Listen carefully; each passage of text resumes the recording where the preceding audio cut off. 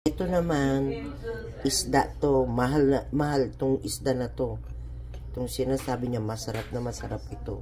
Pero hindi ko lang alam ang pangalan niya. Kaya yan, nilagyan nila ng ganito, ganyan. Pero hindi ko alam kung anong pangalan tong isda na to. Pero masarap. Matabas siya. Mas masarap ito kaysa yung tinatawag na pampano. Pero ito, masarap siya. Pero nung pumunta ko sa store, kasi gusto ko rin bilhin sana ito dahil napakasarap tong isda na to. Pero yung sinasabi mong pampano, walang sinabi yon. Pero itong isda na to, hindi ko alam ang pangalan. Kaya yan, ayan.